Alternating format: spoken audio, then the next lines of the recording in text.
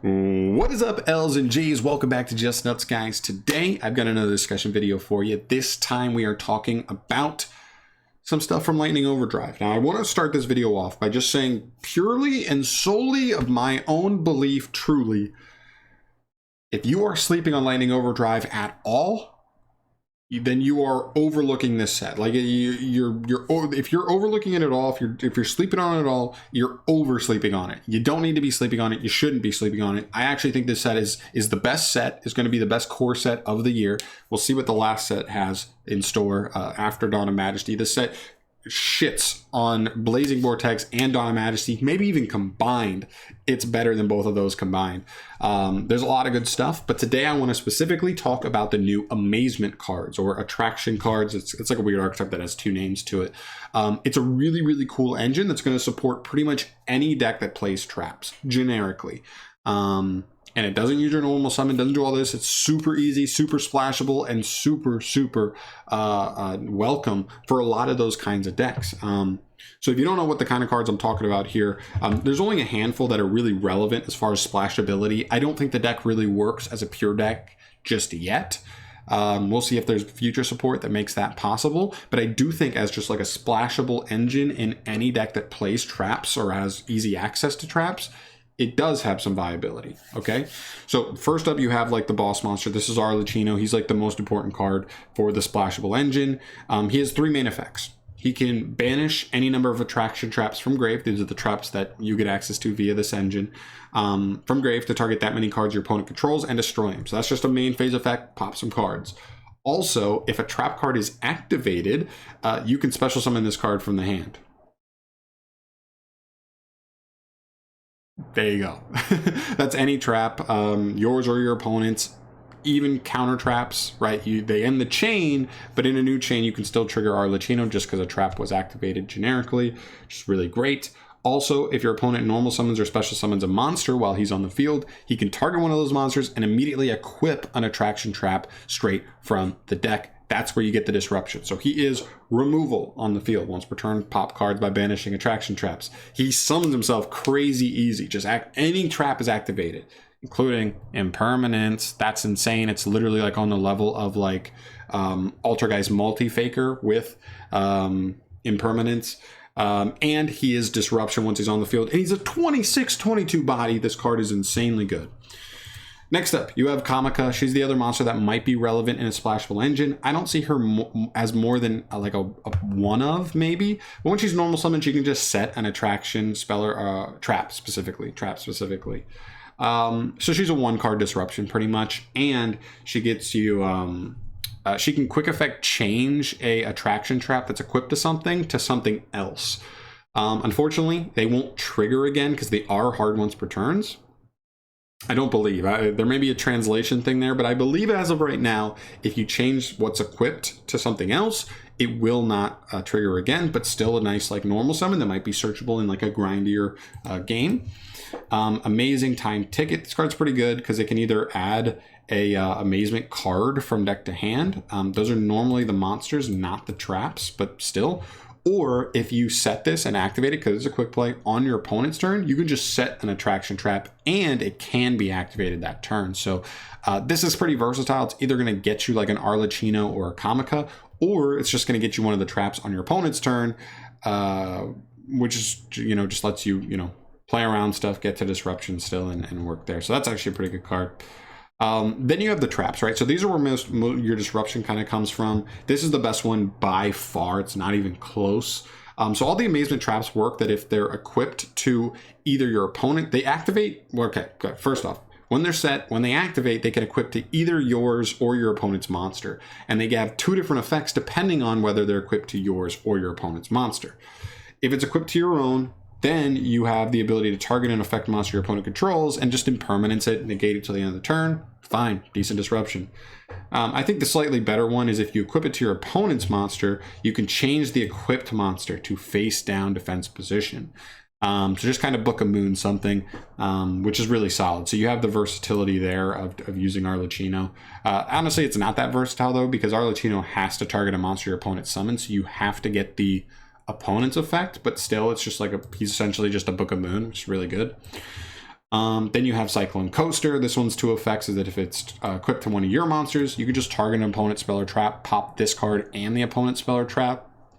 Not bad. Maybe a sideable one of if you're splashing this engine in, just because like now Arlecchino gives you like back row removal utility, which is kind of cool.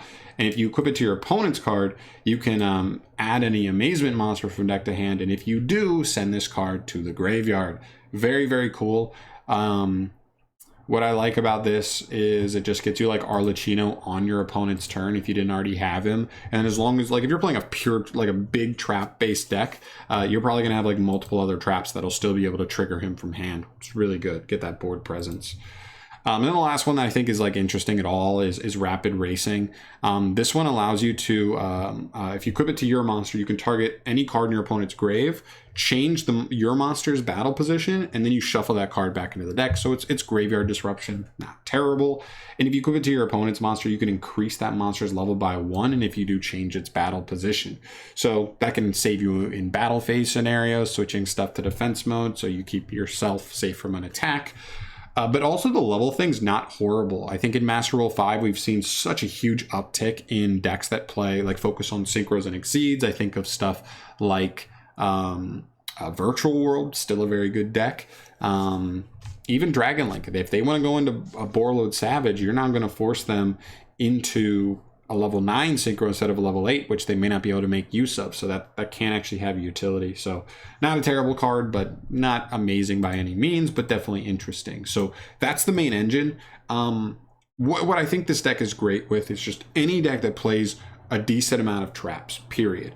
So obviously the big ones off the top of the head are Eldritch variants. Eldritch variants are huge. Trap Shaddoll variants. I know a lot of people are playing like Shaddoll Invoke Dogmatica builds at the moment, but the more budget variant is like Trap Shaddolls, and so in those variants I think this is a great engine. Yes, he's a dark monster, not a light, so he's not the greatest like fusion target, but Kamika is light, so that's not the worst thing in the world at all.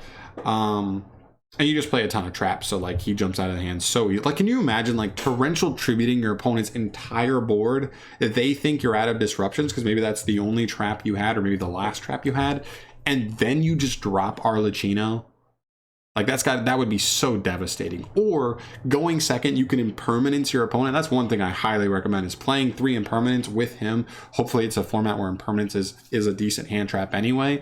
You can impermanence your opponent, then activate Arlecchino, then special him, and then they have to play through Book of Moon or whatever Arlecchino wants to do. Damn, negate and a Book of Moon. That's tough to play through, especially going first. And you keep the 2600 body. So scary. This card's crazy, man. I have a very not so sneaky suspicion that this will be a secret rare. And it hurts me in the inside. But just imagine, like, here's the theory with this engine mainly. I think of something like Trap Tricks. That's a deck that I play. It's a deck that you don't want to play too many normal summons because you don't want to just brick on 3 Trap Tricks monsters. You want to draw 1 Trap Tricks monster.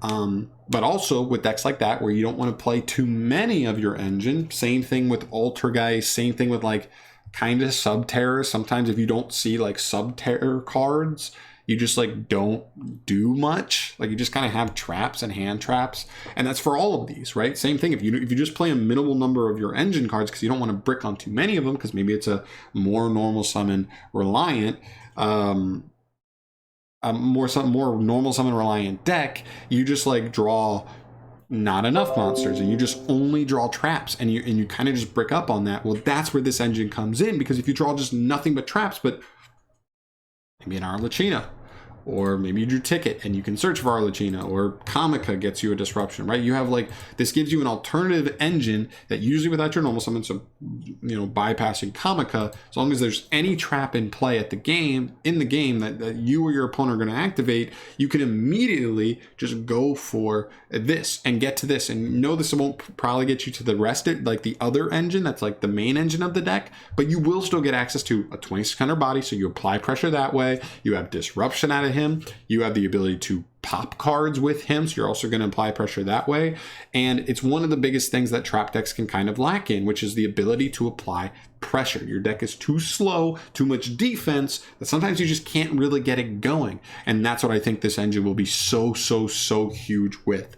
I seriously think this engine is extremely underrated. I hope it stays underrated. I know I'm probably doing myself a disservice just by making this video, period, because I'm just bringing more awareness to this engine. But I truly believe that we will see trap-based decks become even better. And they've been good as of late. And this just makes them even better. So I can't wait to play stuff like Trap Tricks, other trap-based decks like that just so easily get access to traps, trigger our Lechino, and just get extra damage on board. That's pretty much it. But yeah, I want to hear your guys' thoughts on this. Like, I've really been thinking about this for a while. I think this is one of the unsung heroes of Lightning Overdrive. And I think this set has been quiet. Like, people haven't been super hyping this set up, and I don't understand it. I hope it continues. I really hope it continues, and this set just slides right under the radar and nobody really notices that it's insane when it is. But we'll obviously see with that. But that's going to do it for me here today, guys. Let me know in the comment section down below. What do you think of this? Just this in general. Anything. Like, what are your thoughts on the Amazement engine? We'll just call it an engine. Do you think it's not as good as I'm talking it up to be? Do you think it's better than that? I don't know. I just want to hear your thoughts on that. Thank you so much for watching as always. Though, subscribe if you haven't and you want to see more discussions like this in the future. And I'll see you in the next video. Peace.